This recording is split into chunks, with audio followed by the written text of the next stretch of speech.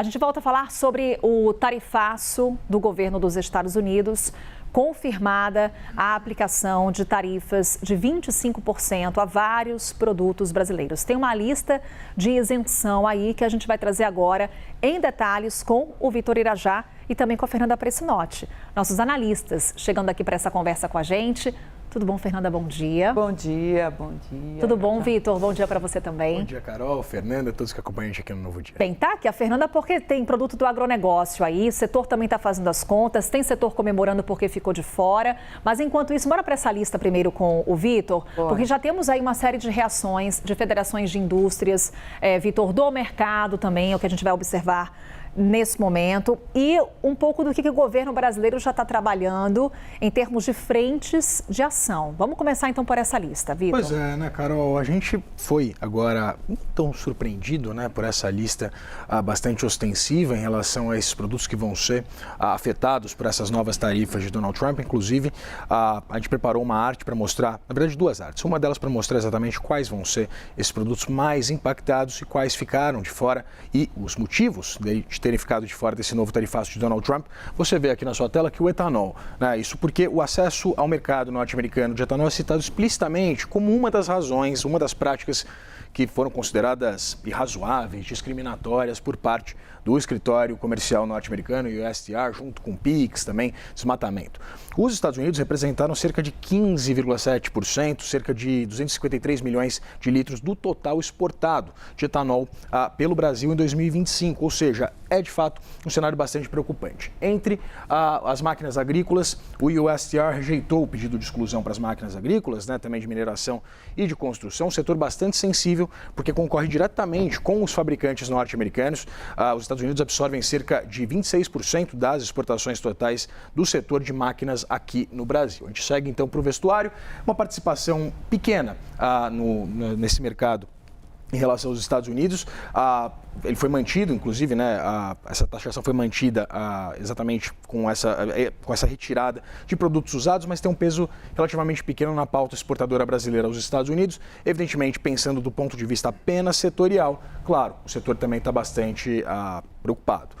Entre máquinas elétricas, segue taxada também entre esses insumos industriais, né, que a CNI classifica como bens intermediários, são 62% dos itens que são afetados pela tarifa total. Temos aqui também o setor de calçados, né, um dos setores mais penalizados por essa tarifa, porque os Estados Unidos consomem mais de 2 bilhões de pares por ano e produzem apenas cerca de 20 milhões de pares na indústria doméstica, ou seja, 1% da demanda, o que tornaria essa exclusão tecnicamente óbvia, mas a Casa Branca manteve a tarifa mesmo assim, reforçando essa leitura de que a medida teria, na verdade, um componente político, não apenas técnico.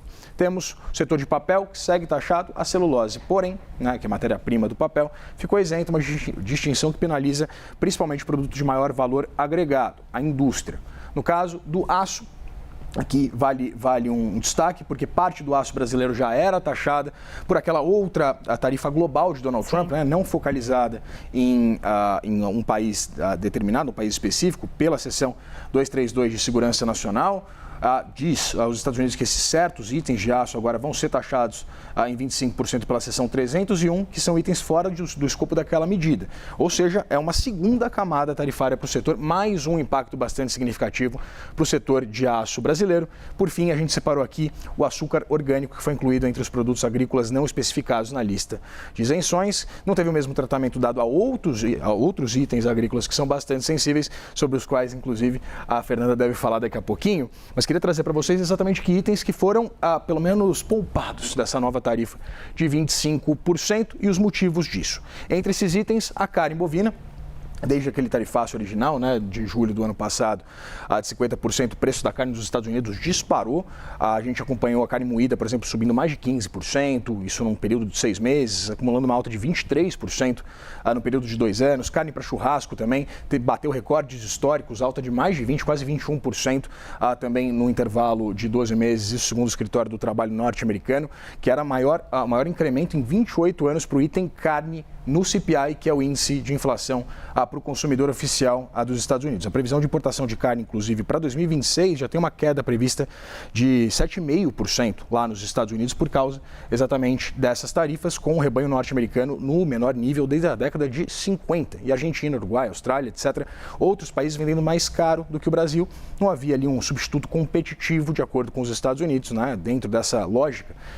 E mesmo com a pressão dos pecuaristas norte-americanos para manter essa tarifa, o governo isentou alguns cortes frescos, refrigerados, congelados, inclusive carcaças e desossados devido à disponibilidade limitada fora do Brasil. Mesma lógica envolve o café, que ainda mais extrema, porque o café moído acumulou praticamente 100% de inflação no IPCA entre janeiro de 24 e junho de 2025, e nos Estados Unidos o preço subiu 3,6% num único mês, ou seja, 9 vezes a inflação do período, e fechou o ano com alta de quase 21%, também recorde em décadas. O grão em si, né, torrado ou não, descafeinado ou não, esse ficou isento, porque o Brasil responde por 31,3% da oferta global e os Estados Unidos importam 30% da sua demanda de café, ou seja, não há como substituir um volume dessa magnitude sem um novo choque de preços, né? A Colômbia não tem uma capacidade tão ostensiva, por exemplo, né, um grande produtor de café assim como o Brasil, mas não teria essa capacidade de também suprir essa demanda dos Estados Unidos. Café solúvel instantâneo, que era um temor ali do mercado, havia um temor por parte do mercado, esse também entrou na lista de exceções agora por parte do USTR. Havia muita preocupação acerca exatamente dessa perspectiva e probabilidade.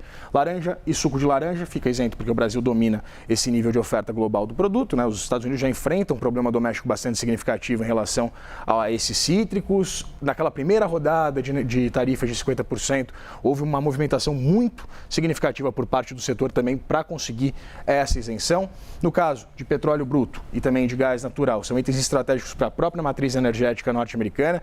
A gente acompanha esse incremento do preço do combustível no mercado doméstico, também gerando impacto inflacionário, até por essa disparada do preço do barril do petróleo em âmbito internacional por causa da própria tarifa, da própria guerra, incursão de Donald Trump no Oriente Médio. Então, qualquer tarifa se converteria diretamente em preço do combustível mais caro para o consumidor dos Estados Unidos, o que, do ponto de vista político, é absolutamente, impactante para Donald Trump. Caso de pescados, estão isentos itens específicos, atum, tilápia, cavalinha, peixe-espada, lagosta, por uma dependência de importação e ausência de outros países que consigam suprir essa demanda. Mel orgânico, a mesma coisa.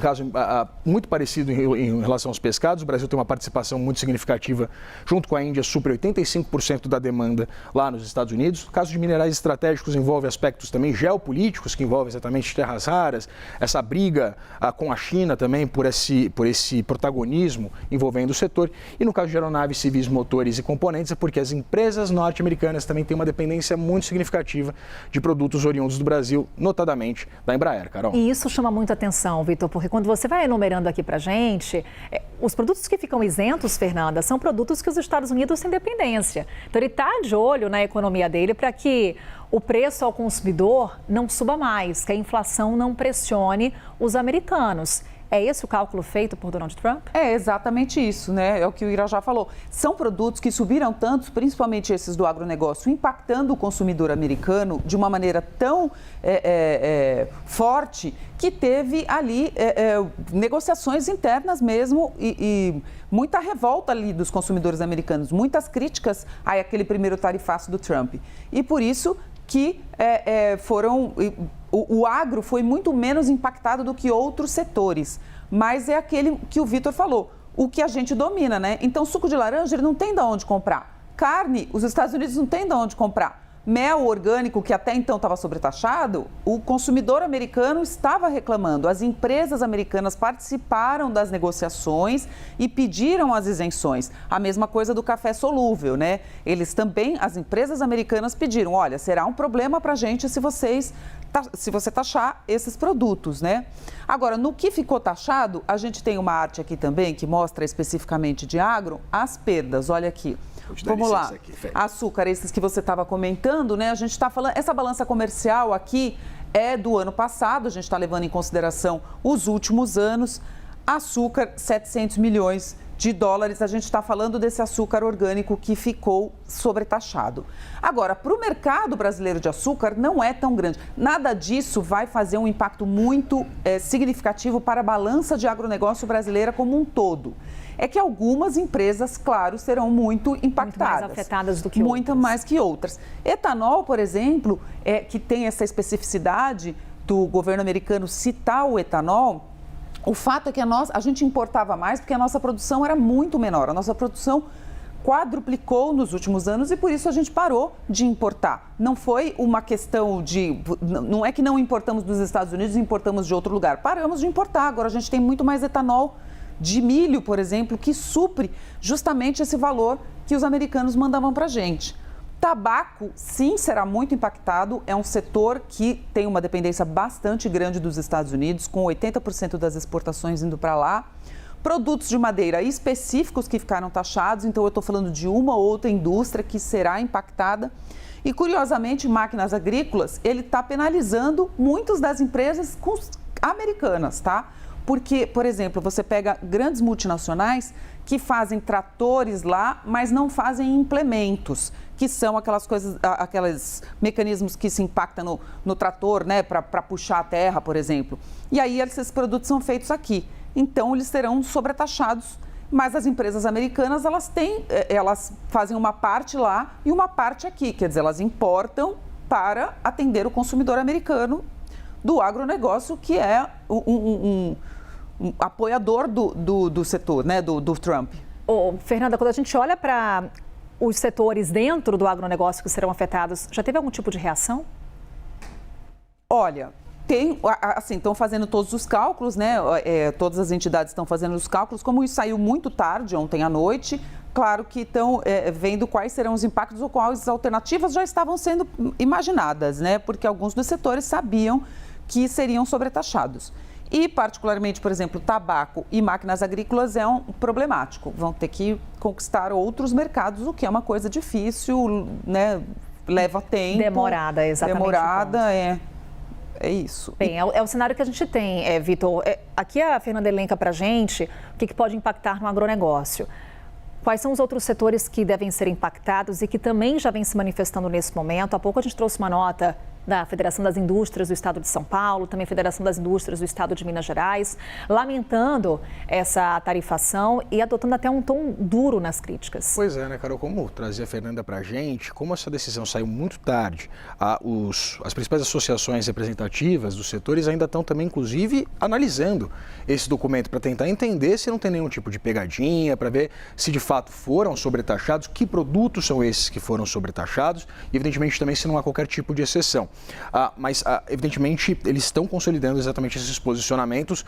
Houve uma série de posicionamentos anteriores, principalmente no âmbito da participação dessas entidades nas reuniões com o USTR. A maior parte delas, por incrível que pareça, era uma interpretação positiva, dizendo que o escritório do representante comercial norte-americano tinha, na verdade, ouvido de uma maneira bastante aberta as demandas dos setores, o que, na verdade, indica que essa decisão ela seria política de fato e não uma decisão pautada em qualquer tipo de base sólida do ponto de vista econômico e comercial. E aí, entidades da indústria, como você disse, já se manifestaram sobre essa decisão dos Estados Unidos de impor essa nova sobretaxa, né, as exportações de produtos brasileiros. As federações representativas lamentaram o método de negociação do governo brasileiro e os impactos das tarifas no nível de competitividade brasileira. A Fiesp, por exemplo, a Federação das Indústrias do Estado de São Paulo, apontou a responsabilidade a ruídos diplomáticos causados por um desalinhamento político com Washington e, segundo a federação, a retaliação comercial dos Estados Unidos poderia sim ter sido evitada com uma condução mais técnica e pragmática. Já a Federação das Indústrias de Minas Gerais também se posicionou avaliando que a medida implica em uma diferença relevante em relação aos fornecedores de outros países e afirmou que essa medida, essa taxação, pode resultar na substituição de fornecedores brasileiros e também pressão por renegociação de contratos, preços e também margens. A Confederação Nacional da Indústria, CNI, também afirmou que o tarifácio intensifica uma pressão que já existe sobre as exportações brasileiras, afetando também o nível de produtividade da indústria brasileira, já bastante prejudicada, penalizada. A CNI apontou que as vendas aos Estados Unidos já caíram, inclusive 13%, no primeiro semestre do ano, né, um cenário que tende a se agravar, segundo a CNI, com essa nova sobretaxa. A Confederação disse ainda que apenas entre os bens industriais essa queda foi de 8,7% nas exportações do Brasil para os Estados Unidos, mas que mesmo assim os Estados Unidos, né, o país comandado por Donald Trump, ainda continua sendo o principal destino das exportações do setor para o Brasil, exatamente por esse aspecto que a Fernanda trazia para a gente, sobre esse interesse e essa demanda maior, principalmente por produtos de maior valor agregado, que são inclusive utilizados no próprio agronegócio norte-americano. Então, é um cenário bastante preocupante, mas que denota exatamente esses aspectos políticos e não técnicos. E agora ver como é que o mercado vai reagir também, né, Vitor? Porque o governo já fala em aplicação da lei da reciprocidade.